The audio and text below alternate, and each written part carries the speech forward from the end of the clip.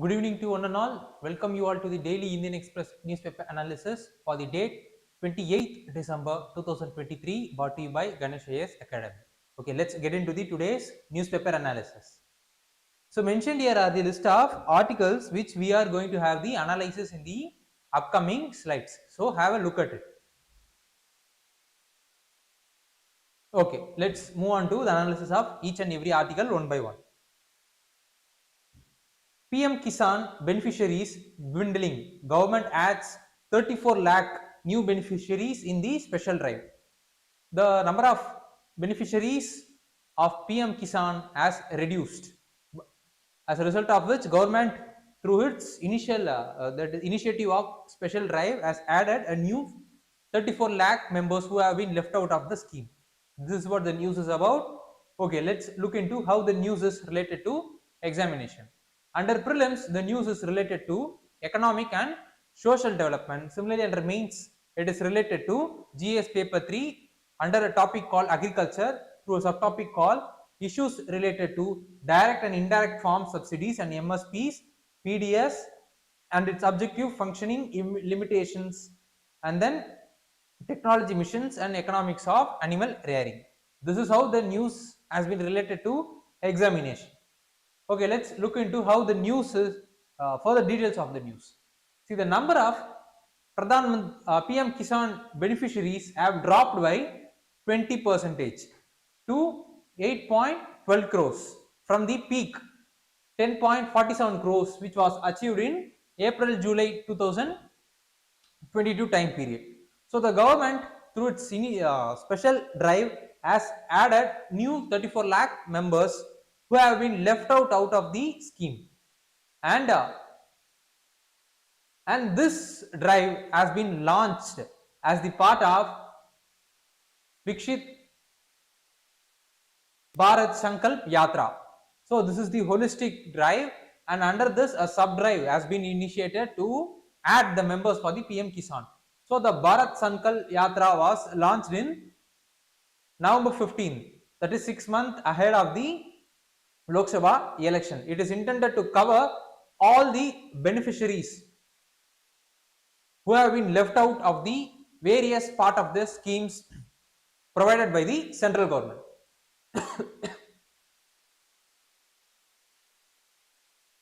So this is what the data is about. So we could able to see that during the April-July quarter 2022, it has reached the peak of 10.47 crores beneficiaries. But during this August-November quarter, it has reduced to 8.12 crores. This is what the dip that the PM Kisan scheme has faced.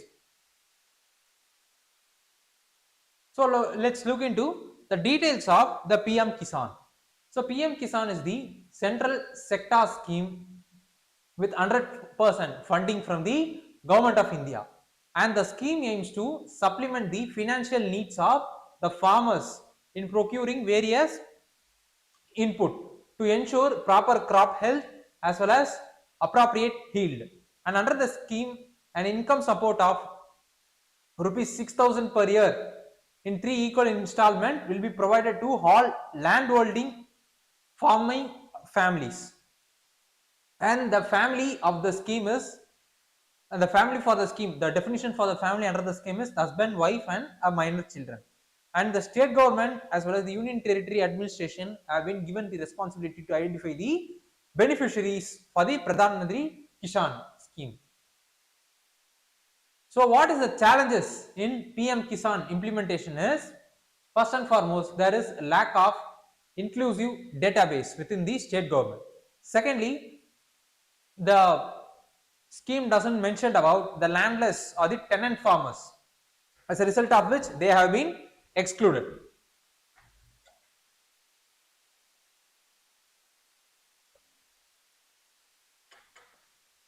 Thirdly, incomplete land record within the state government is also hindering the proper implementation of the scheme.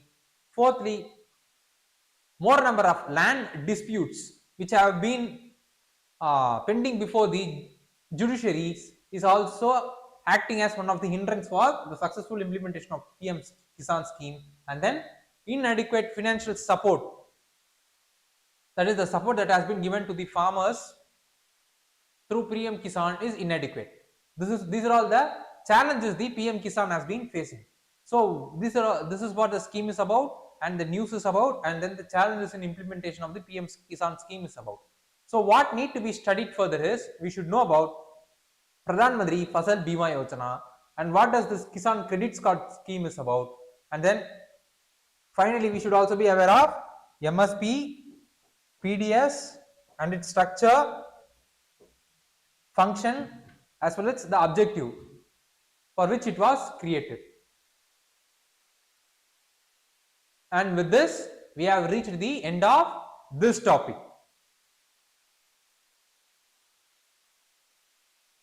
Ammonia gas leaks from Chennai fertilizer unit, 60 taken to hospital. So this is what the news is. Recently there was a leak in the ammonia gas from the fertilizer industries in Chennai. This is what the news is. So let's look into how the news is related to examination. Under prelims, it is related to general issues on environmental ecology. Similarly, under mains, it is related to conservation, environmental pollution, as well as degradation and environmental impact assessment, which comes under GS paper 3, environment. Okay, let's look into the explanation of the news. Nearly 60 people were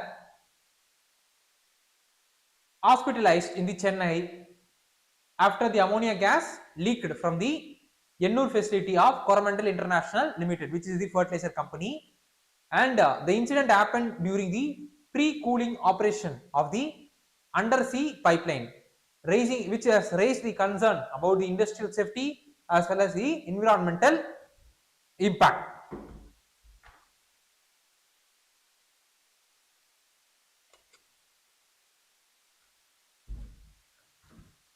So several people have been admitted to hospital for various reasons, because various kind of infections or allergy like that has been happened because of this spread of gas. But what Tamil Nadu Pollution Control Board has said is that the gas leak has been completely stopped. This is what the news is about. So let's look into what does this ammonia gas is. See, the ammonia gas, its chemical formula is NH3, and it is the compound of the nitrogen as well as hydrogen, and it is the colorless gas which with the pungent as well as penetrating odor, and it is highly reactive, and also it is soluble in alkaline gases. It can be produced both through natural means as well as anthropogenic means. So this is what the details of the ammonia gas is about. Let's look into the usage of the ammonia gas. It is used as refrigerant as well as the coolant. Secondly, it also ensures it is useful for manufacturing of commercial explosive. Thirdly, it could be used for the household as well as industrial cleaners. So these are all the usages or the application sides of ammonia gas. So this is what the news is about and the analysis of the news is about. Let's look into what are all the other things which we need to be further aware of. So we should be aware of what is fertilizer subsidy that is available in India. Secondly, we should also be aware of direct benefit cash transfer, because thirdly, we should also be aware of Kisan credit scheme. So these are all the other areas which we need to be further aware of, and with this we have reached the end of this topic.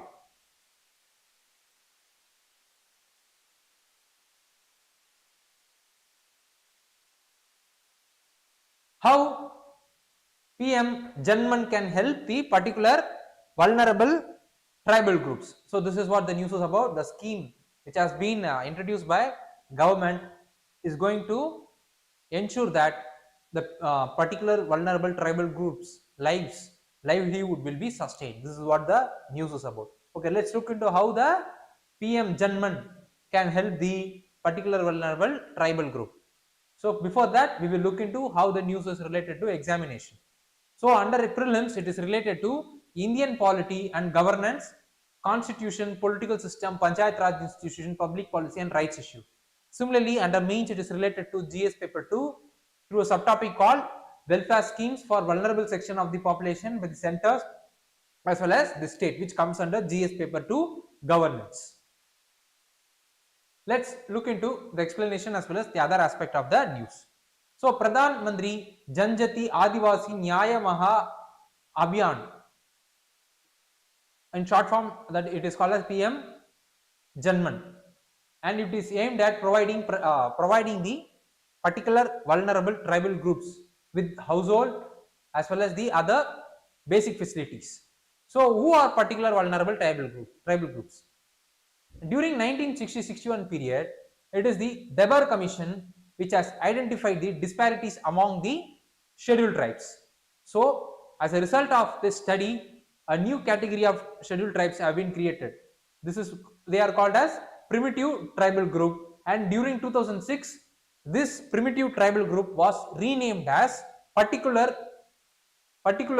vulnerable tribal groups. So this is what the historical aspect of particular vulnerable tribal group is about. And initially it is identified as 52 groups, and the category got expanded. Right now there are the 75 groups have been classified as particular vulnerable tribal groups, and they are spread across 22,554 villages across 18 states and union territory, which is very important from the perspective of prelims. And their total population is 28 lakhs, and these groups lives across the states like Maharashtra, Madhya Pradesh, Chhattisgarh, Jharkhand, Odisha, Andhra Pradesh and Tamil Nadu.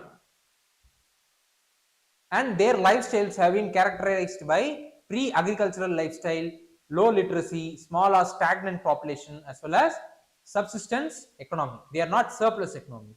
So these are all the identifications with relation to the particular vulnerable tribal group is about. Okay, what are their developmental challenges? See, the particular vulnerable tribal groups are severely marginalized due to their isolation, low population, as well as distinct socio-economic as well as cultural trait, as a result of which they are getting excluded from all the welfare schemes, and also they have limited access to the social sectors of the society, like in the case of access to healthcare, access to education and access to the various employment opportunities.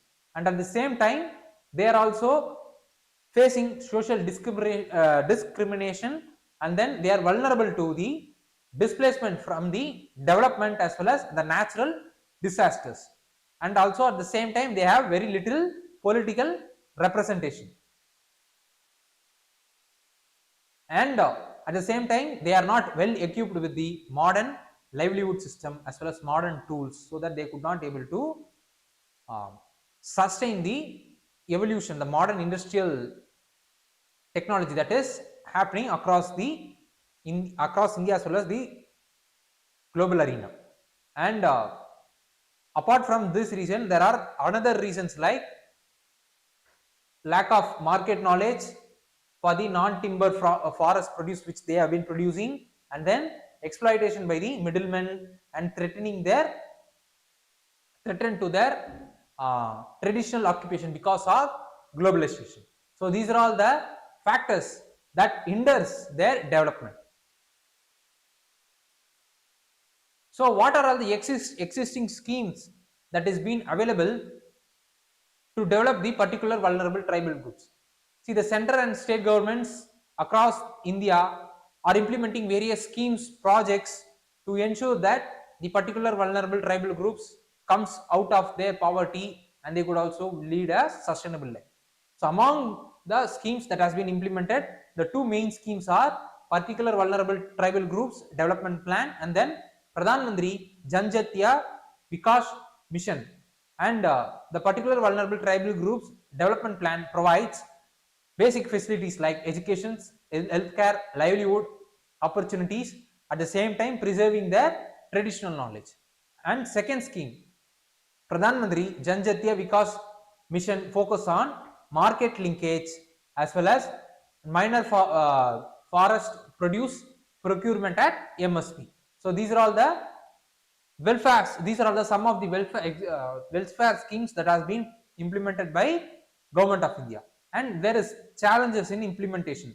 Apart from the challenges which we have seen in the previous slide, the other challenges like resource allocation, lack of awareness among the implementers as well as the beneficiaries, and then unequal treatment among the different particular vulnerable tribal groups. There is a discrimination within the particular vulnerable tribal groups itself. So this is what the scheme. So how the current scheme, that is Pradhan Mantri Janman scheme, will differ from the earlier schemes which has been implemented by different governments. First is proper, this scheme will ensure the proper identification as well as recognition. So what are the criteria for identifying the particular vulnerable tribal groups have been criticized for its exclusionary nature, and at the same time the actual number of particular vulnerable tribal groups is around 63 only, and because of some overlapping as well as repetitions, their numbers have been classified as 75.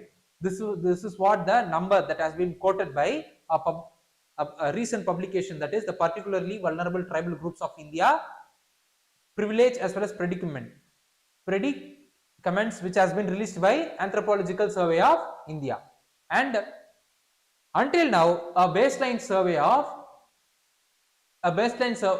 has been conducted for only 40 particular vulnerable tribal groups.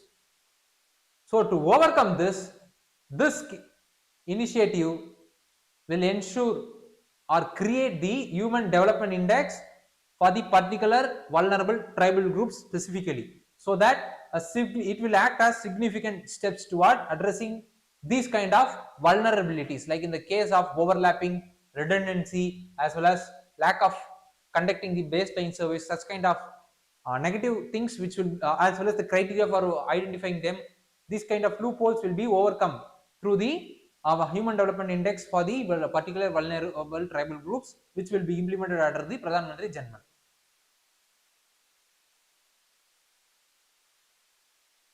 Similarly, it is participatory approach, and participatory approach means the bottom up approach, that is the particular vulnerable tribal groups members will be involved in the decision making itself, so that their values will be replicated in the policy making, which in turn will be percolated to implementation level. And then livelihood promotion, that is skill trainings as well as resource will be allocated for them, and then resources like land as well as credit will be given to them to ensure that their livelihood will be sustained, which in turn will be leading to preserving of cultural heritage and then promoting the sustainable development.